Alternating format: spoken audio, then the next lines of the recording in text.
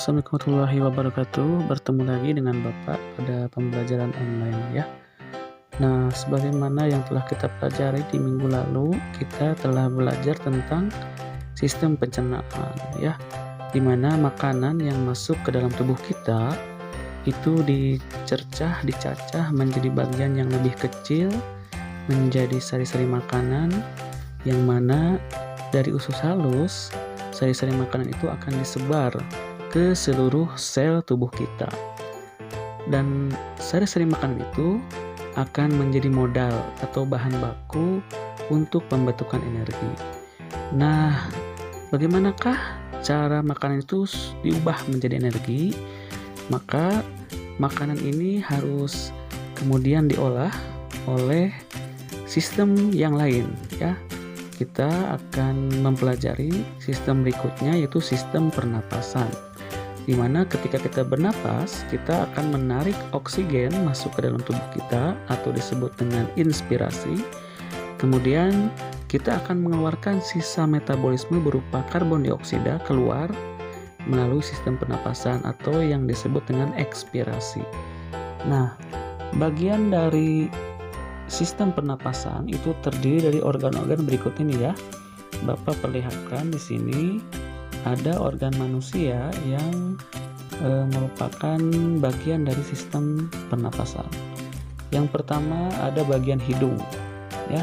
Jadi hidung ini merupakan organ pertama di mana dari hidunglah udara itu akan masuk. Sebenarnya untuk pernapasan kita juga bisa menggunakan mulut kita. Jadi kita bisa bernapas mengambil oksigen melalui mulut kita, tapi disarankan kita menggunakan hidung kita untuk bernapas. Karena apa? Karena di dalam hidung ini ada beberapa proses, diantaranya udara yang ada di luar tubuh kita kan lebih rendah atau lebih tinggi kadang suhunya. Nah, ketika udara masuk ke dalam hidung kita, maka udara akan disesuaikan dengan suhu tubuh kita.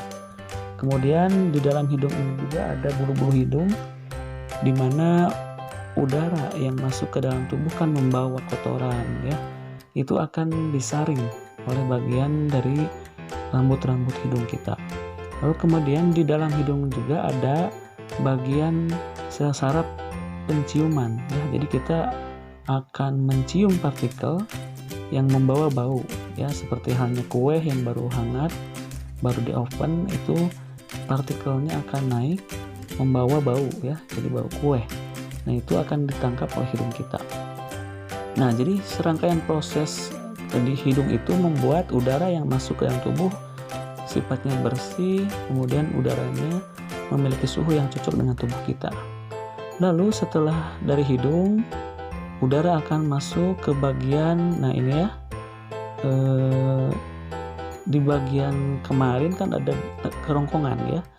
Nah, letak kerongkongan itu bersebelahan dengan bagian yang kedua dari sistem pernapasan, yaitu tenggorokan ya. Jadi tenggorokan dengan kerongkongan beda ya.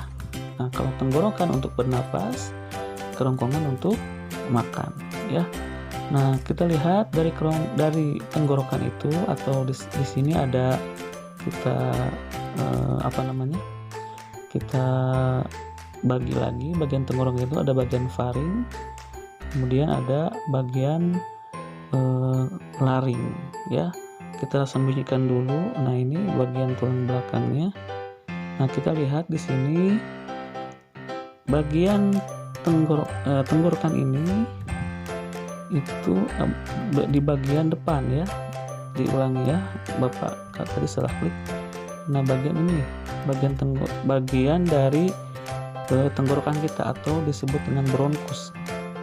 Nah, ini akan nyambung ke bagian paru-paru kita.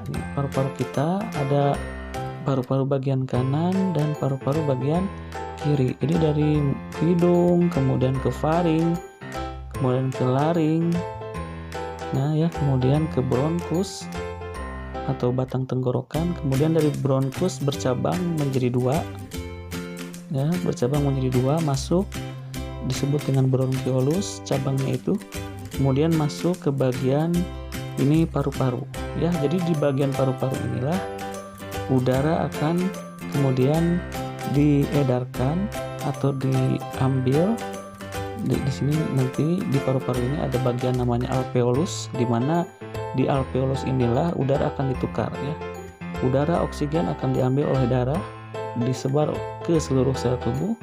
Kemudian karbon dioksida yang dari darah akan dikembalikan ke paru-paru dan kemudian dibuang keluar.